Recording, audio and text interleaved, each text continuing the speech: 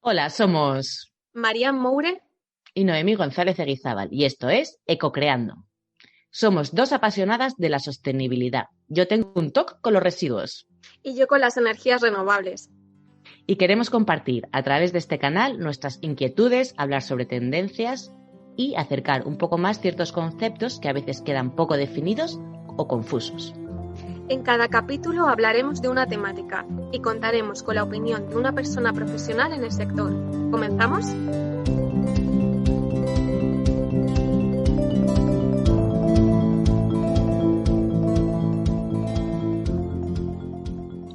Hola, Marian. Hola Noemí, ¿qué tal? ¿Cómo estás? Pues bien, ¿y tú? Muy bien también. Cuéntanos de qué va a tratar el podcast de hoy. Pues el podcast de hoy lo hemos llamado Sostenibilidad en la factura de la luz. Y como ya todos sabemos que tú eres la experta en energía, te dejo a ti que lo expliques en profundidad. Pues mira, hoy le vamos a hablar a nuestros oyentes de varios conceptos que están incluidos en la factura de la luz, que seguro que les surgen muchísimas dudas sobre conceptos como el CUPS o la tarifa de Ay, el CUPS. acceso, efectivamente. Y además vamos a centrar también una parte en explicar el impacto ambiental que viene muy bien explicado dentro de la factura de la luz, pero es verdad que es difícil de entender. Porque digamos que hay unas categorías que determinan el impacto ambiental tanto de nuestro consumo energético como de la generación de energía a nivel nacional. Con lo cual, hoy lo vamos a explicar para que cualquier persona lo pueda entender. Perfecto. Y así cuando expliquemos los consejos para reducir el consumo, Uh-huh. van a saber exactamente en qué partes de la factura van a reducir. Efectivamente, muy bien. ¿Y tienes algún consejo o alguna recomendación para esta semana? Pues sí, la verdad que sí, que te estaba comentando antes que el otro día vi en Netflix el documental de Kiss the Ground o Besa la Tierra, que es muy interesante porque explica de una manera bastante sencilla y bueno, es americano, o sea, como muy dinámica y así. Primero, los problemas que tenemos con la agricultura actual, ¿no? Y sobre todo el impacto ambiental sobre todo a nivel contaminación atmosférica, o sea, Uh-huh. del aire que respiramos, y como un cambio de concepto en la agricultura y en la reforestación y demás, no solamente compensa las emisiones de cualquier industria, sino que además regenera el medio ambiente. Es decir, que no solamente los árboles son capaces de convertir este CO2 que tiene tan mala prensa en oxígeno, Uh-huh. sino que también un suelo bien cultivado y bien tratado también absorbe este CO2. O sea que hay dos conceptos aquí que podemos explicar en un próximo podcast, que son el de la compensación y regeneración. Sí, la verdad que sí, que es muy interesante, ¿eh? Además es como se ha abierto un nuevo mundo para mí. Qué interesante, muy bien. Sí. Bueno, ¿y tú qué nos recomiendas, Marian? Pues mira, esta semana hemos subido un nuevo artículo en el blog de Ecocreare en el que hablamos de las Smart Cities y lo recomiendo porque está muy relacionado con la temática de este podcast, porque sabemos que al final la clave de una Smart City es esa eficiencia energética, es decir, que deben estar construidas de cara a fomentar esa eficiencia y reducción en el ahorro, o sea, reducción y ahorro tanto en la factura de la luz o energética como en la emisión de CO2. Con lo cual Ujú. recomiendo a nuestros oyentes que si tienen un hueco, pues que lo lean. Perfecto. Pues nada, vamos a comenzar. Perfecto, pues vamos allá.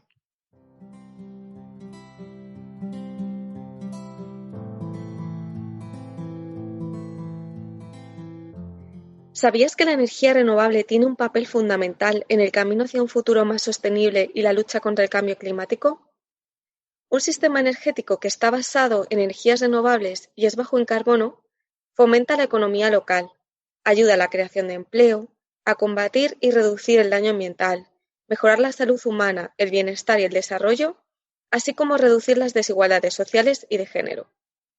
Es por ello que hoy queremos adentrarnos en las peculiaridades del sector eléctrico y explicaros esos conceptos que estáis viendo reflejados mensualmente en vuestra factura de la luz, con el objetivo de que entendáis conceptos como el CUPS, la tarifa de acceso o cómo calcular el coste de energía y potencia.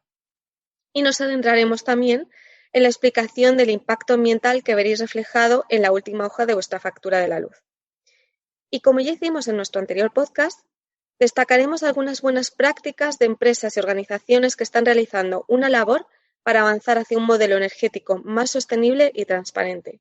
Después hablaremos con Carlos García, fundador y director general de Covatios, una eléctrica 100% renovable y que recientemente se ha convertido también en distribuidor oficial en España de SunPower. Con él comentaremos los cambios tarifarios que se producirán a mediados de año y debatiremos sobre el futuro del sector energético. Y para finalizar, terminaremos con unos consejos prácticos que te ayudarán a ahorrar en la factura de la luz y reducir emisiones de CO2, colaborando así con el medio ambiente. ¿Comenzamos?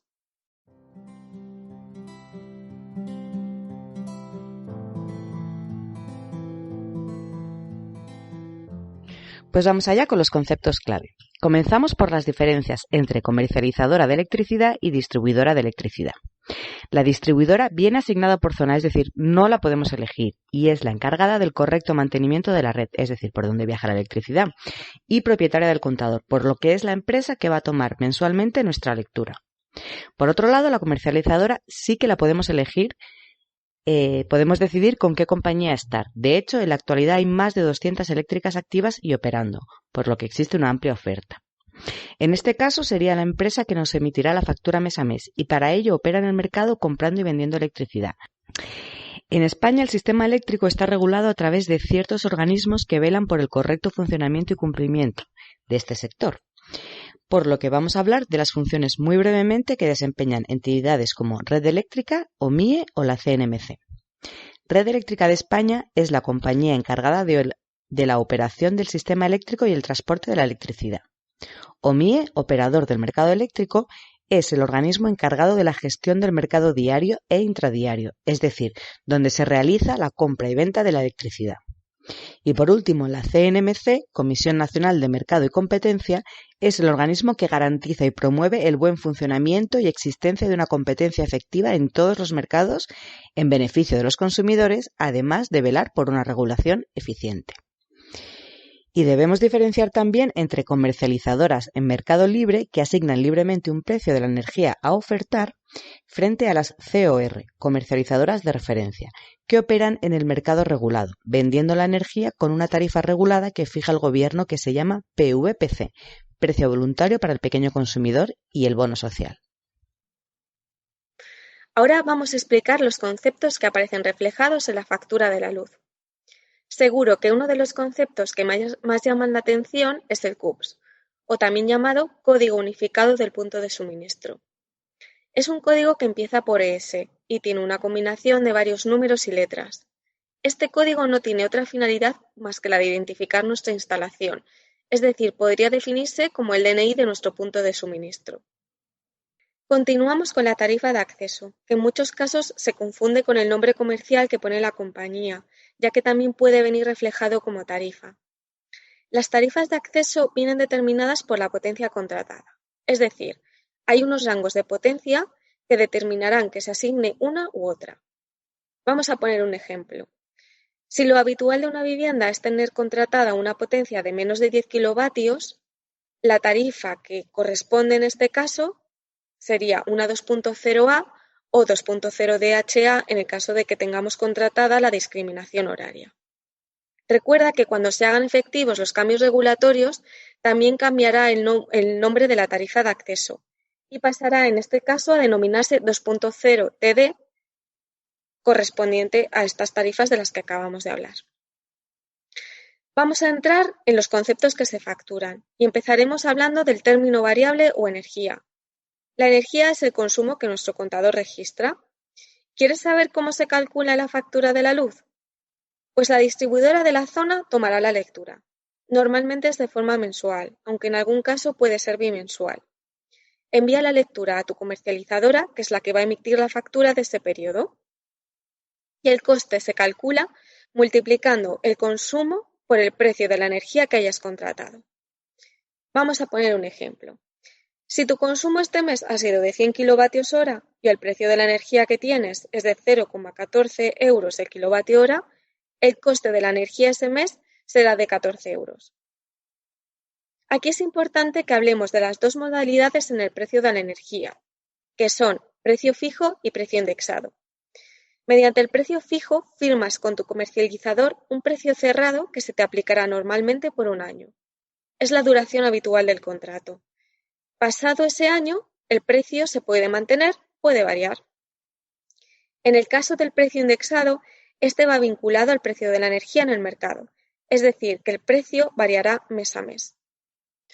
Además, podrás ver que este término de energía aparece dividido en uno o varios periodos horarios.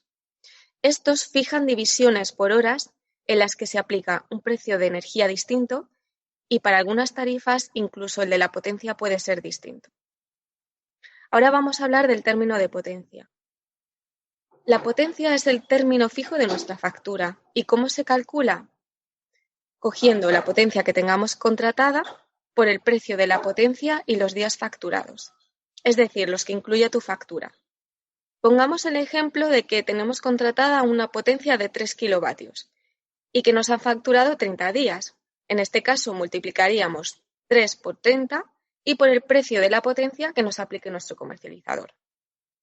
El impuesto eléctrico es uno de los impuestos denominados como especiales y es una tasa que grava el coste de la fabricación de la electricidad. ¿Cómo se calcula? Multiplicando 5,11% sobre el resultado de la potencia y la energía. Salvo que el contador de la electricidad sea de tu propiedad, seguro que estás viendo reflejado en tu factura que se traslada a un concepto llamado alquiler de equipos de medida. Este es un alquiler del contador y el coste puede variar ligeramente en función del modelo que tengas instalado.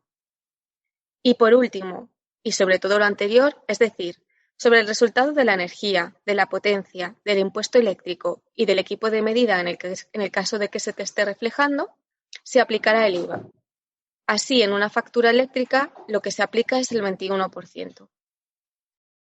Existen otros conceptos que puedes ver reflejados también en tu factura. Por ejemplo, en el caso de que tengas contratado de forma adicional un servicio como puede ser un seguro de reparación eléctrica o un servicio de reparación urgente, también lo verás en una línea adicional. O quizás tengas una instalación de autoconsumo, entonces es probable que también estés compensando los excedentes, por lo que también te aparecerá reflejado.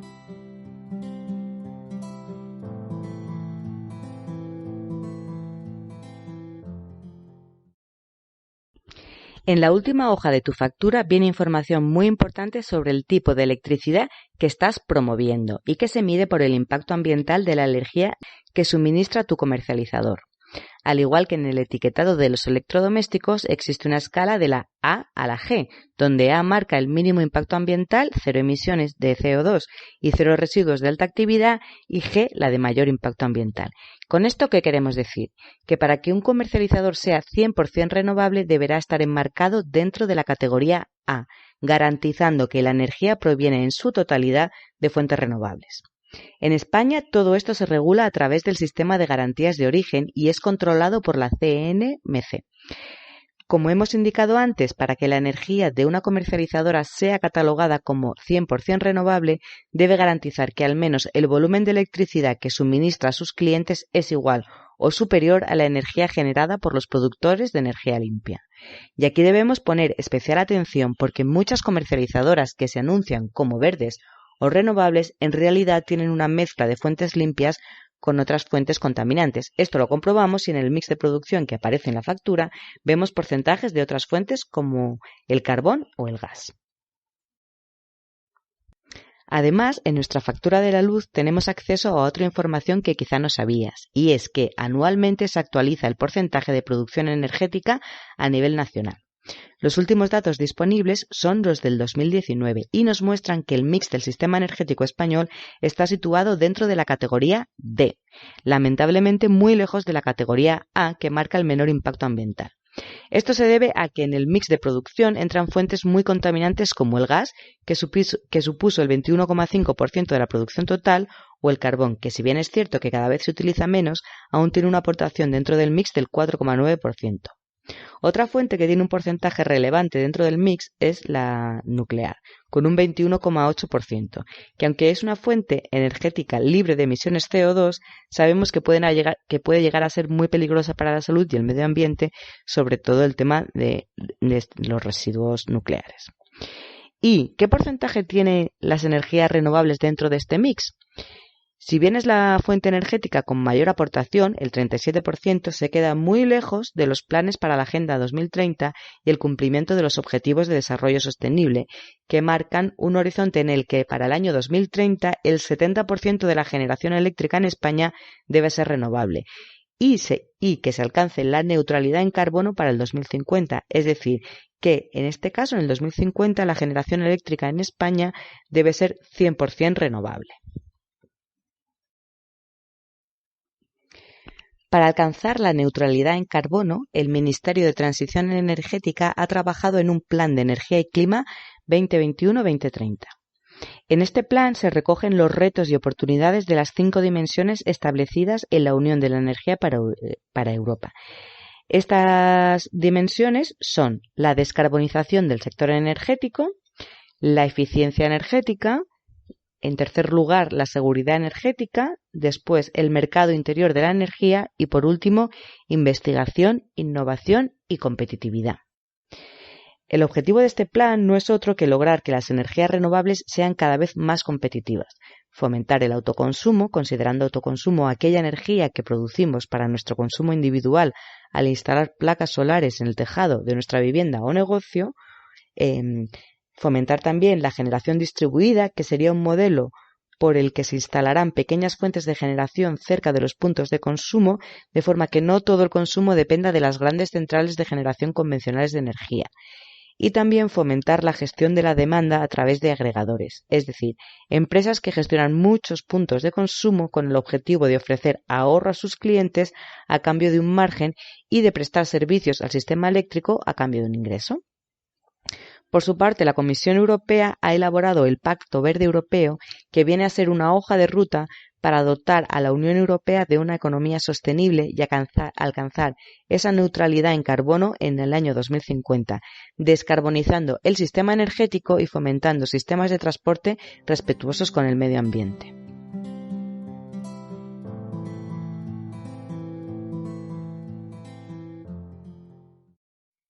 En la actualidad existen muchas opciones de comercializadoras de origen 100% renovable que están certificadas por la CNMC, como es el caso de Ecovatios, Hola Luz, Feni Energía, Lucera, Gesternova y algunas cooperativas también conocidas como Son Energía, Goiner o La Corriente Coop. Comunidad por el Clima es una plataforma que nace con el propósito de luchar contra el cambio climático, todo ello en línea con el Acuerdo de París y la Agenda 2030, para limitar el incremento de la temperatura global a 1,5 grados, ya que de lo contrario podría tener consecuencias irreversibles para el planeta. Esta plataforma supone un punto de encuentro entre empresas, algunas de ellas eléctricas, y ciudadanos, para que nos hablen de sus proyectos y compartan consejos que podamos poner todos en práctica y reducir el impacto que tienen nuestras acciones diarias en el medio ambiente. Más conocido quizás sea la Hora del Planeta, una acción que pone en marcha todos los años a nivel mundial la organización sin ánimo de lucro WWF.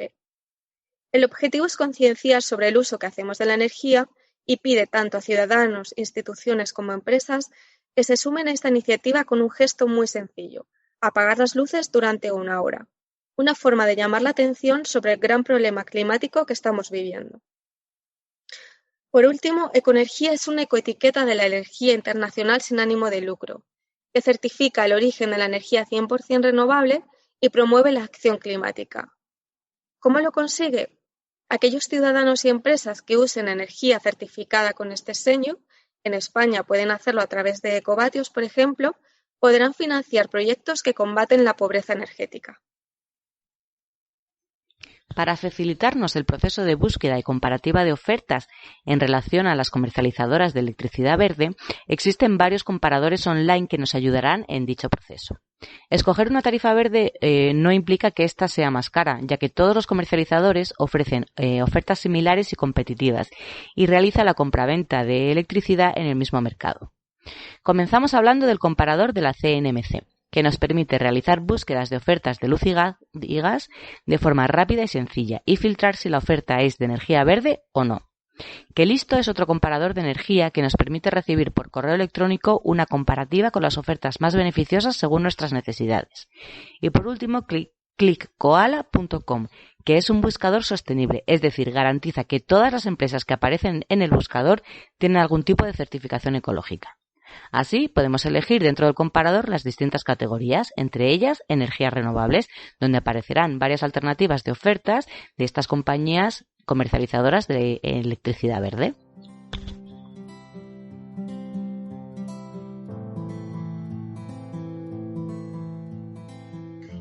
Bueno, y para conocer un poco más el funcionamiento del sector eléctrico español, hoy contamos con Carlos García, fundador y director general de Covatios.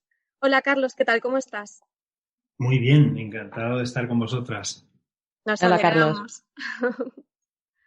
Bueno, pues vamos a comentar un poquito, tú que llevas tantos años en el sector, pues que nos cuentes en base a tu experiencia si crees que la gente con el paso del tiempo se ha ido concienciando más hacia el uso de energías renovables. Pues yo creo que sí. La verdad es que la historia de las renovables en general y en particular en España es una historia bastante bonita y optimista, ¿no? Porque, bueno, pues nacieron, las energías renovables existen desde el principio de los tiempos, ¿no? Pero su utilización para producir energía de manera, digamos, moderna, industrializada y que compita con las fuentes, vamos a decir, sucias, es algo que lleva, pues, digamos, desde los 70.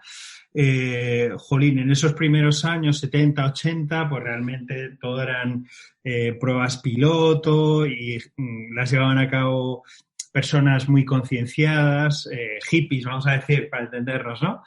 Y la realidad es que le debemos mucho a esos hippies. Yo siempre lo digo, ¿no? Que no hay que olvidarse que esto tuvo como origen a gente muy concienciada y con ganas de cambiar hacer las cosas, ¿no? positiva, ¿no?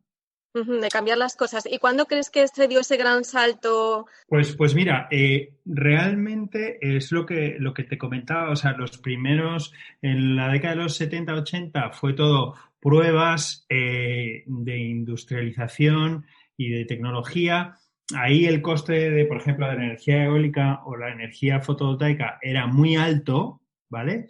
Pero enseguida, ya en los 90 y en los 2000, empezaron digamos, se empezó a desplegar de manera más masiva, empezó la fabricación industrial más grande, la economía de escala empezó a jugar y realmente lo que ha pasado en los últimos 10, 15 años ha sido increíble. O sea, para daros un ejemplo, lo que yo vendía en el año 2006 en energía fotovoltaica cuesta hoy aproximadamente 10 veces menos.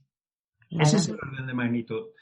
Solo en 15 años. Realmente hay pocas industrias donde puedas ver ese tipo de bajadas de coste. Muchas veces, por ejemplo, en los chips, en los ordenadores, en los teléfonos, lo que vemos es que ha aumentado mucho la potencia de proceso, pero caramba, un ordenador no nos cuesta 15 veces o 10 veces menos que hace 15 años, ¿no? En cambio, aquí es una historia muy interesante porque, contrariamente a lo que mucha gente dice, aquí los subsidios, las subvenciones han funcionado muy, muy bien. Han creado un sector industrial, tanto en nuestro país como ya a nivel mundial, y permiten que la energía renovable, en particular la eólica y la fotovoltaica, ya compitan absolutamente en igualdad de condiciones económicas con el resto de fuentes de energía. Y de hecho, si tú estás en cualquier país y haces una licitación para nueva potencia de energía, la que gana en términos competitivos no es ni la nuclear ni el gas.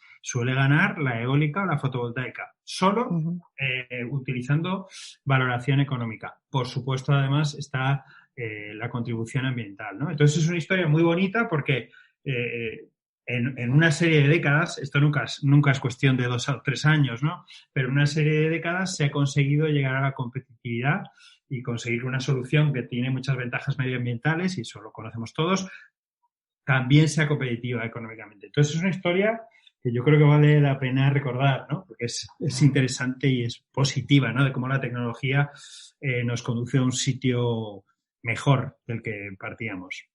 Ujú.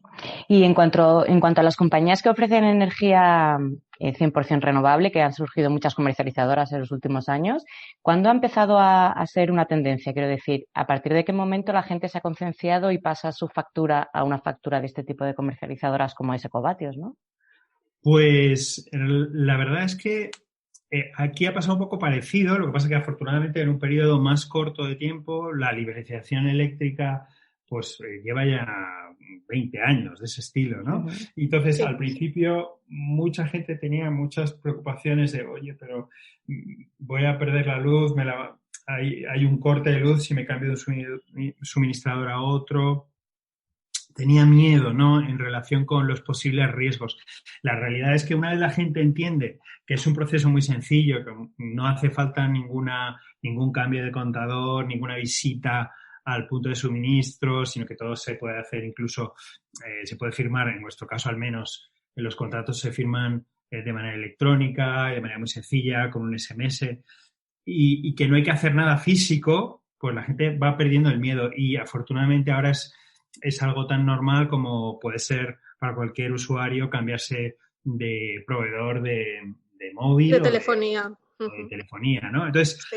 afortunadamente se ha normalizado mucho y ya no hay miedo al cambio. Pero bueno, oye, poco a poco pues hay que vencer las inercias que todos tenemos, ¿no?, para no cambiar lo que ya tenemos.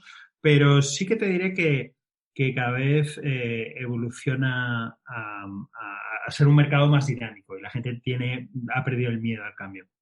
¿Y esa tendencia se está reflejando también en autoconsumo?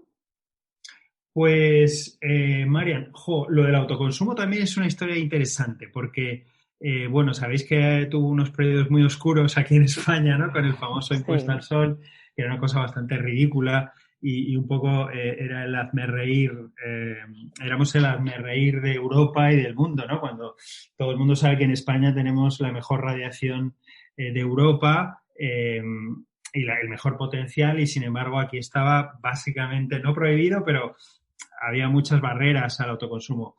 Entonces, ha sido una cosa muy interesante porque no ha hecho falta ningún régimen de incentivos para que el autoconsumo se desarrolle y digamos que explosione en el buen sentido, ¿no?, porque realmente ahora hay un boom de autoconsumo, sino que lo que ha sido necesario es simplemente quitar este absurdo barrera que era el famoso impuesto al sol, ¿no?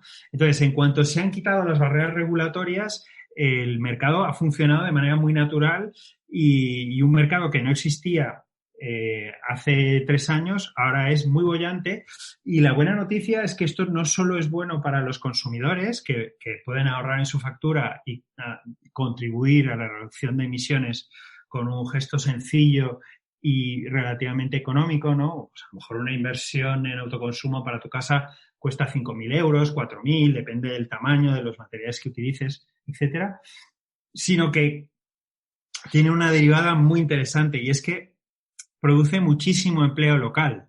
Al final, una instalación de autoconsumo te la va a hacer, o al menos en Ecovatios recomendamos que te la haga tu instalador local, ¿no?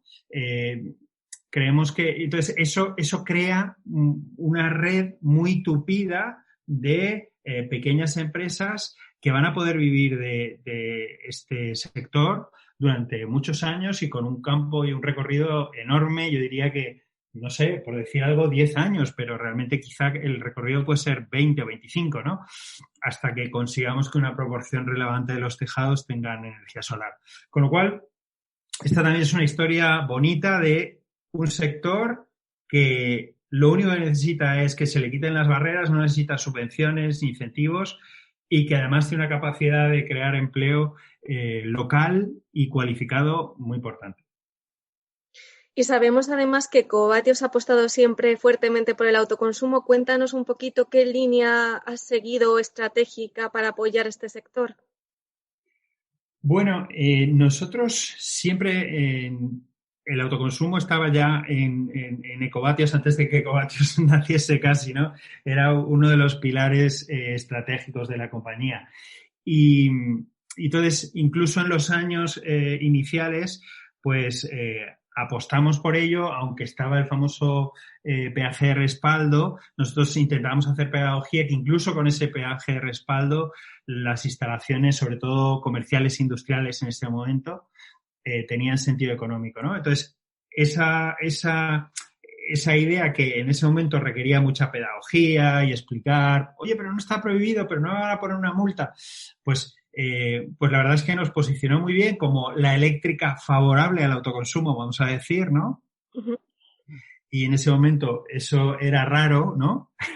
Ahora cuando vemos esto con perspectiva, ahora todas las eléctricas realmente se han posicionado en esta y línea. quieren emitir autoconsumo, pero en aquel momento era un poco, éramos una rara avis, ¿no?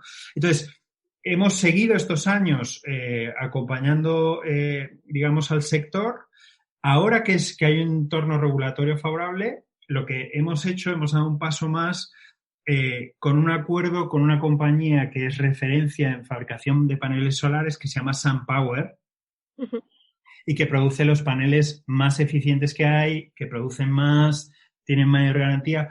Un poco lo que pasa en energía solar es que es poco conocido que hay diferentes calidades, ¿no? Pero en energía solar, como en cualquier sector, o como cuando te compras un coche, un móvil o un portátil, pues hay diferentes calidades, ¿no? Y SunPower es la mayor calidad que hay en este momento en el mercado y nosotros creemos que al final apostar por la calidad en un producto que va a durar 40 años o al menos debe estar concebido para durar mucho tiempo y que está expuesto a inclemencias climatológicas, pues es una buena idea, ¿no? Al final, porque estos productos, jolín, pues pueden tener su degradación y sus problemas si no son de una cierta calidad. Y luego nos pasa como pasó en enero, ¿no? Una nevada de esa magnitud, pues al final el que tenga una instalación solar, pues si no la tiene de calidad, sí que le puede dañar lo que es la instalación, ¿no?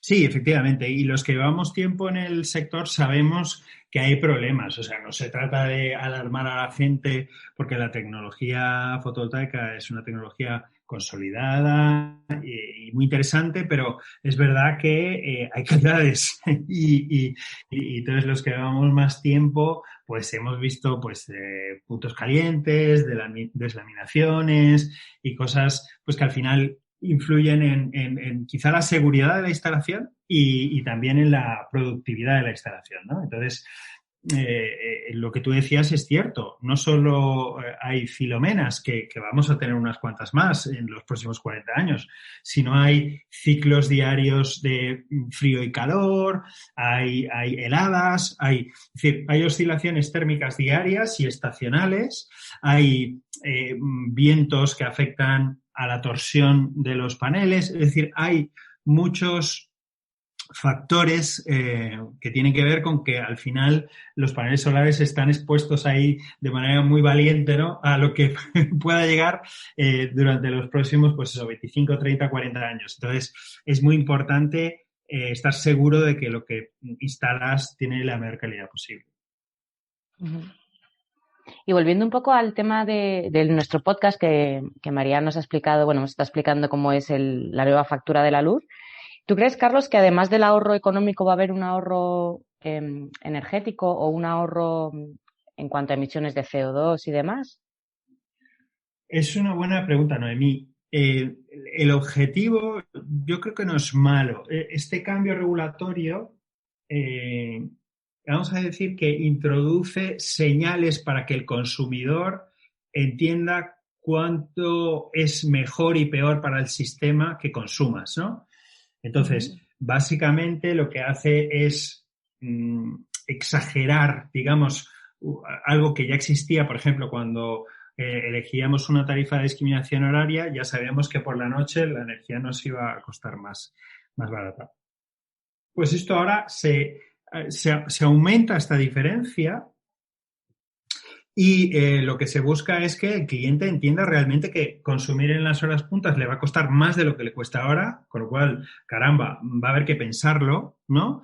Y va a haber que pensar si realmente puedo diferir mi consumo a las horas en las que la energía es más barata porque estresa menos al sistema. ¿no? Entonces, digamos que lo que trata esta nueva estructura de tarifas es inducir al consumidor a que entienda que realmente si consumimos en unas ciertas horas y no en otras, pues eso tiene un impacto sobre el sistema, ¿no? Y entonces, vía los precios, pues intenta llevar al consumidor por ahí.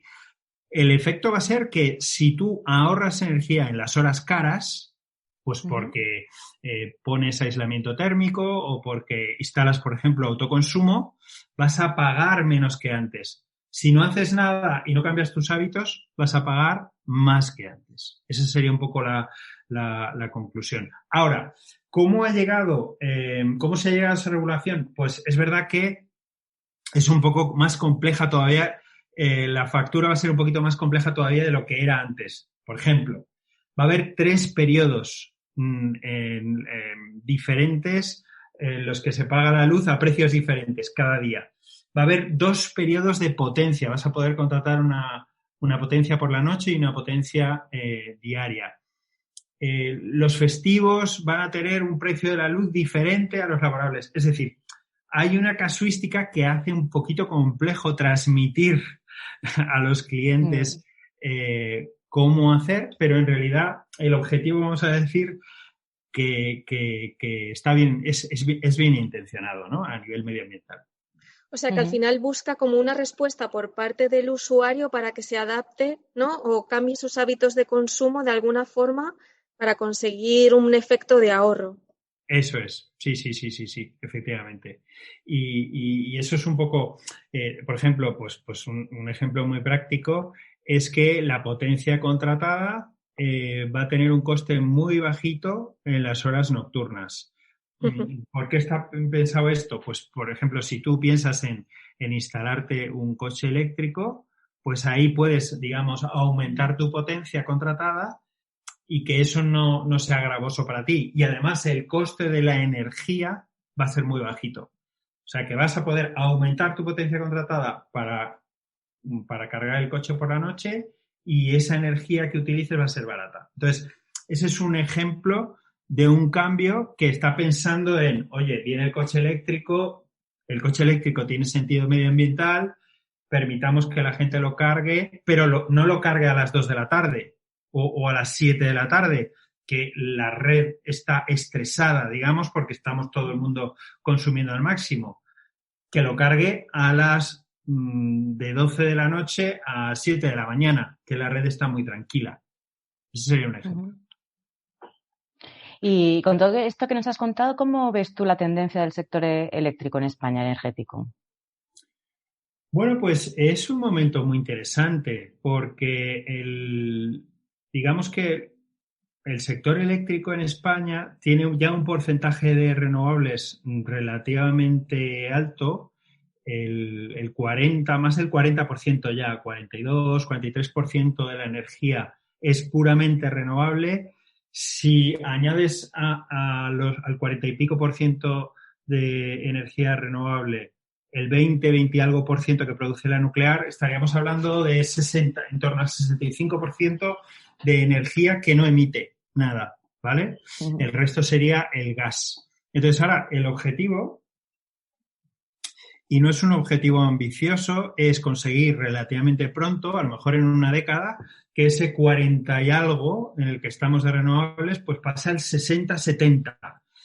Y el objetivo que ya se ha expresado por parte del regulador en España es que en 2050 el 97-98% sea renovable.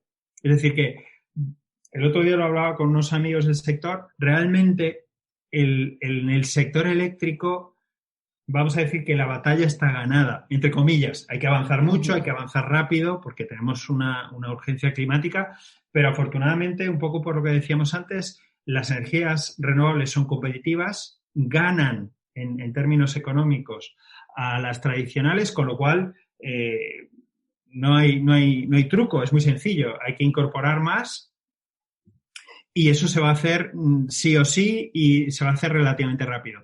El desafío no es tanto el sistema eléctrico, sino todas las otras fuentes de consumo energético que no son eléctricas, ¿no? Porque realmente la mayoría del consumo energético no es eléctrico. O sea, nos movemos y no nos movemos con electricidad en el coche poquito a poco cada vez más, pero todavía es marginal, pero en el autobús o las mercancías que vienen en camión o que vienen en barco, todo eso se mueve con combustibles fósiles. Cuando producimos cemento o acero, eso utiliza electricidad, pero también utiliza otros combustibles fósiles. Es decir, la parte de la tarta de emisiones que depende del sistema eléctrico está muy bien encaminada. Pero lo que tenemos que atacar es toda la otra parte de la tarta de emisiones del sistema energético que no son eléctricas, ¿no? Ahí estaría el desafío. O sea que la parte eléctrica no es la mayor parte de la tarta. No, desafortunadamente no lo es. Y entonces, la estrategia ahí es, oye, hay que electrificar al máximo todos los procesos que podamos. Por ejemplo, el transporte, ya estamos caminando a la electrificación del transporte. Y aquí tengo que meter una cuña de ciclista urbano. Y es, no podemos, aunque el coche eléctrico está fenomenal, no deberíamos convertir los atascos de coches de diésel de nuestras ciudades en atascos de coches eléctricos, por mucho que sean eléctricos. Es decir, que la sostenibilidad tiene como principio que lo que hay que hacer es consumir menos. Y eso no podemos pretender una sostenibilidad basada en que nuestra manera de vida no cambie en absoluto. Lo que tenemos que pensar es en consumir menos, y eso no quiere decir vivir peor. Coger la bicicleta o caminar no quiere decir vivir peor que ir en un coche de 2 toneladas, ¿no? Bueno, de hecho es hasta más saludable, ¿no? Ir en bici o caminar, exacto. Porque haces ejercicio a la vez. Entonces, esto lo digo siempre porque soy un gran defensor del coche eléctrico, pero cuidado, el coche eléctrico para cuando no puedas ir por este orden caminando, en bici o en transporte público. Porque si puedes alguna de esas opciones, siempre va a ser medioambientalmente mejor que coger tu coche eléctrico, por muy eléctrico que sea, ¿no? Entonces, pero siguiendo con el tema de la electrificación, pues el coche eléctrico poco a poco está llegando y, oye, tiene sus ventajas y sus aplicaciones y tiene sentido medioambiental con estas salvedades que hacíamos, pero es que hay que electrificar o, digamos, descarbonizar, porque algunos no se pueden, pues el transporte de mercancías, el transporte en barco, ¿vale? El transporte aéreo, es decir, todo eso, toda esa parte del transporte a lo mejor es un tercio de la tarta, ¿vale? Y después muchos otros procesos industriales necesitan, por ejemplo, el cemento o el acero, que citábamos antes, también necesitan combustibles fósiles en este momento. Pues el desafío es que la pata del transporte y la pata de los procesos industriales o químicos que necesitan muchas veces combustibles fósiles y que emiten mucho CO2, en esa es la que hay que trabajar. Y ahí está un poco el gran tema estrella ahora del hidrógeno, que puede ser una parte de la solución, ¿no? Que si queréis podemos hablar de él. Sí, el hidrógeno y las pilas, ¿no? También de combustible y todo esto. Eso es, sí. O sea, el hidrógeno, al final el hidrógeno no es una fuente de energía. Lo que hace es una especie de, lo llama así un poco, terminología un poquito cursi, vector energético, ¿no? Que es básicamente una manera de almacenar energía y utilizarla en otro momento, ¿no? Entonces, ¿qué ha pasado históricamente con el hidrógeno? Pues que es muy caro su producción. Y después que hay dos caminos para producir el hidrógeno, ¿no? Hay un camino más fácil y más barato y más sucio, que es a partir de gas natural, ¿vale? Y ese es el que le gusta mucho a los que trabajan con gas y petróleo, de manera muy lógica, pero a mí no me gusta tanto. Y hay otro camino más complicado y más caro, que es el que te conduce a lo que se denomina hidrógeno verde, que lo que hace es disociar el agua. Coge la molécula del agua y la disocia en hidrógeno y oxígeno. Para esa disociación hace falta mucha energía y eso lo hace un proceso caro. ¿Qué pasa? Que si eso lo haces con energía renovable, porque la energía renovable es abundante y hemos dicho que es barata, pues puedes conseguir un hidrógeno verde, del bueno, sin impacto medioambiental y utilizarlo como almacén de energía para cuando lo necesites o para utilizarlo en procesos en los que en este momento se utiliza el gas natural, ¿no? Que es un poco porque el hidrógeno tiene una gran densidad energética y podría servir pues para mover barcos o podría servir en estos procesos industriales que hablábamos antes, ¿no? O sea, que cabe la opción que, por ejemplo, en nuestras casas el gas natural sea sustituido por hidrógeno verde. Bueno, es una posibilidad, pero yo no sé si es lo más eficiente. En Japón se está haciendo bastante, llevan bastante años haciendo pequeños ejemplos piloto, sobre todo porque sale caro, en lo que tú tienes una pequeña fabricación de hidrógeno a nivel doméstico, ¿no?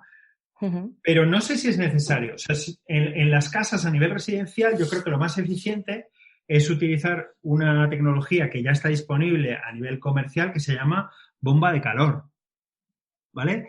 Con la que puedes producir frío. Claro, pero los que ya tenemos instalado en nuestro sistema de gas, no tenemos una alternativa barata, quiero decir, porque yo me informé y cambiar mi sistema de gas de agua y calefacción es bastante caro.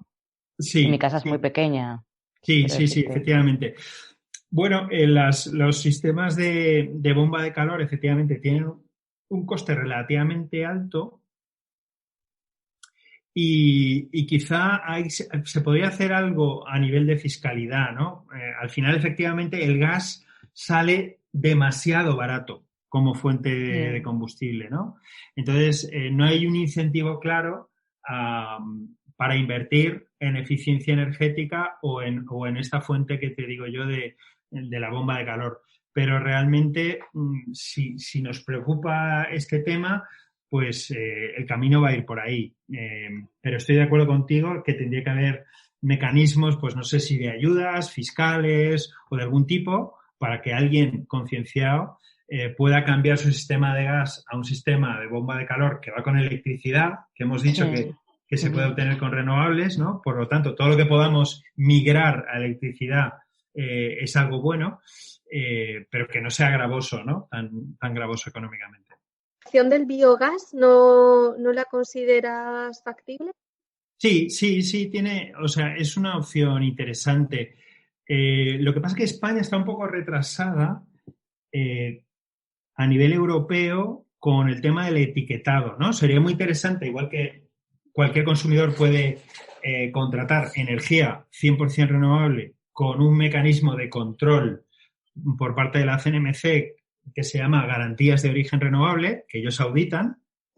Entonces tú puedes contratar a una empresa como Ecovatios o como otras que hay que te venden energía 100% renovable con un sistema de garantías de origen con una trazabilidad que controla la CNMC. Bueno, pues ese mismo sistema de etiquetado podría existir para el gas. Por ejemplo, si una explotación de gas pues producido, imagínate, por residuos de agropecuarios o por residuos forestales o de agricultura, producen ese biogás que después inyectan a la red, eso debería generar unos créditos renovables, ¿no? Y después tú como consumidor poder comprarle a esa empresa que está en relación con ese productor de gas renovables y consumir gas renovable. Bueno, eso funciona en Alemania y funciona en algunos otros países europeos, pero en España no. Entonces, en España hoy no puedes comprar gas con garantía de origen renovable, ¿vale? Entonces, eso no quiere decir que no tenga sentido hacer biogás, etcétera. Pero como consumidor no tenemos un mecanismo fácil para asegurarnos de que el gas que utilizamos es renovable. Pues muchas gracias, Carlos. La verdad que ha sido una charla muy interesante y esperamos volver a verte pronto por aquí. Bueno, pues ha sido un placer. La verdad es que me encanta. Como buen friki de las renovables, me encanta hablar de ellas. O sea que que estaré encantado de volver a charlar con vosotras. Muchas Pues gracias. seguramente dediquemos un capítulo a autoconsumo, o sea que serás bienvenido e invitado nuevamente a nuestro podcast. Fenomenal. Gracias. Gracias.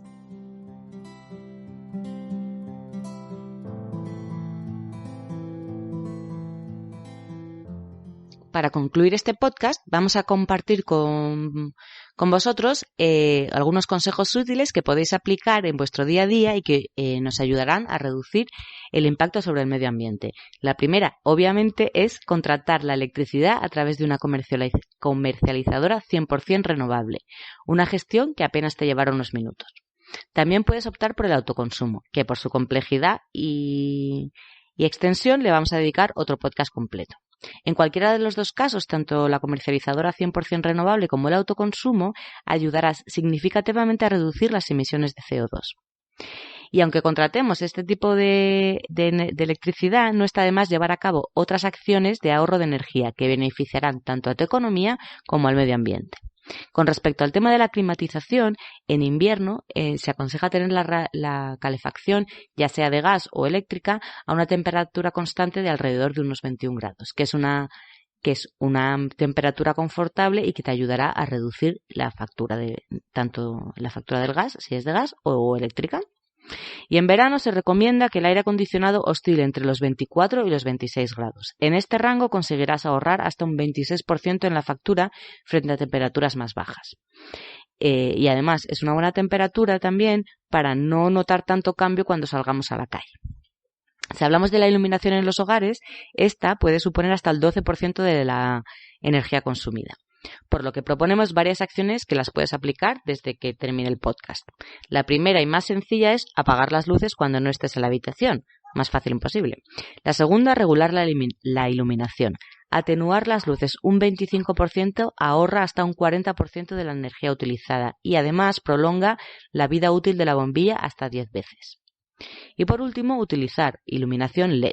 Este tipo de bombillas te ayudan a ahorrar hasta un 80% de electricidad en comparación con las bombillas tradicionales. Además, mejoras la calidad de la luz. Otro tema a tener en cuenta son los electrodomésticos, que pueden llegar a suponer alrededor del 55% del consumo energético en los hogares. Si tienes vitrocerámica, como ya hablamos en el anterior podcast de alimentación sostenible, cocina utilizando las tapas de las ollas. Así aprovecharás el calor residual, es decir, con apagarla unos 5 minutos antes de que acabe el cocinado puedes conseguir un ahorro de hasta el 25%. En la lavadora y lavavajillas utiliza programas eco. Casi todos los electrodomésticos actualmente ya incluyen este programa, así que ponlos únicamente cuando estén llenos. Utiliza programas de lavado en frío. Lo que más energía consume en la lavadora es el calentar el agua. Si la ropa no está muy sucia, con un lavado a 30 grados es suficiente. Con estos consejos recuerda que no solo ahorrarás en la factura eléctrica, sino también en la del agua. El frigorífico puede suponer entre el 18 y el 30% del consumo eléctrico en un hogar estándar. Cada grado de frío adicional supone un 5% más en el consumo. Así que ahora vamos a ver qué podemos hacer para realmente reducirlo. Primero, se recomienda tener la temperatura de la nevera a 5 grados y el congelador a menos 18.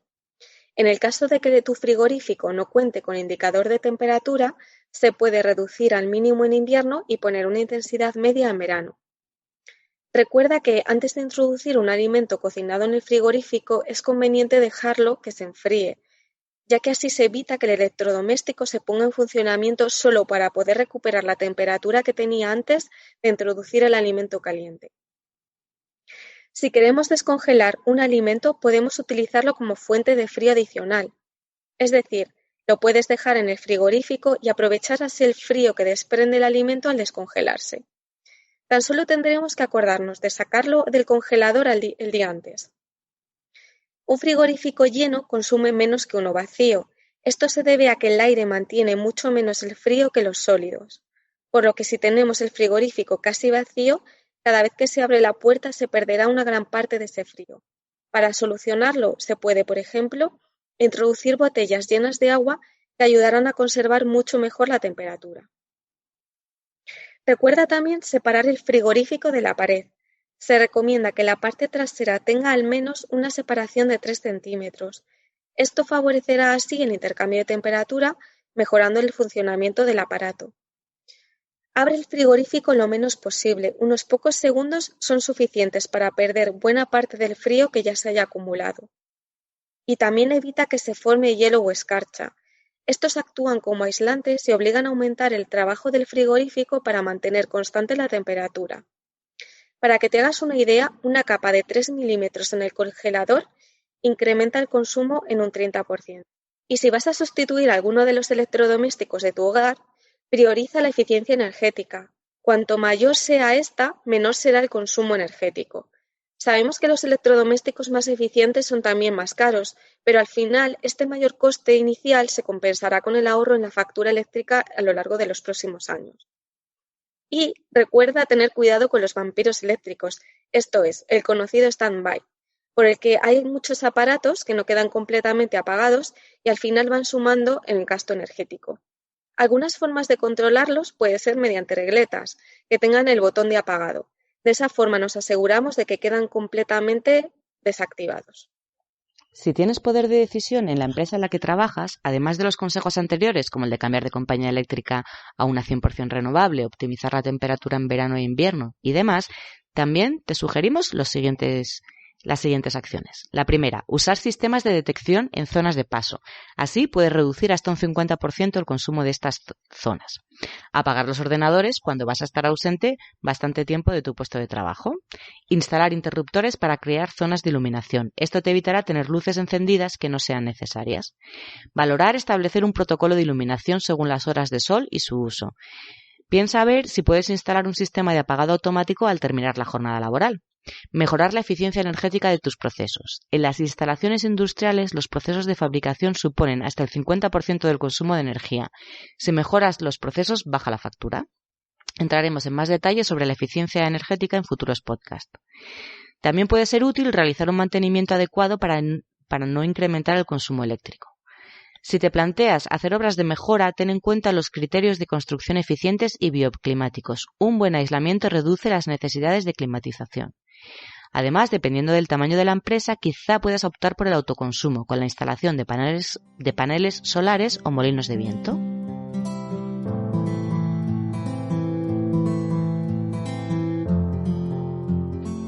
Y con estos consejos que estamos seguras de que vais a comenzar a aplicar, terminamos el podcast. Esperamos que os haya gustado y os resulte interesante. Si es así, suscribiros al canal. Nos puedes encontrar también en Instagram, en la cuenta @ecocreando_podcast y en nuestras cuentas de Facebook y Twitter. También puedes visitar nuestra web www.ecocreare.com/ecocreando. Os esperamos en el próximo capítulo con nuevas temáticas sobre sostenibilidad y entrevistas. Y recuerda que pequeños gestos llevan a grandes cambios.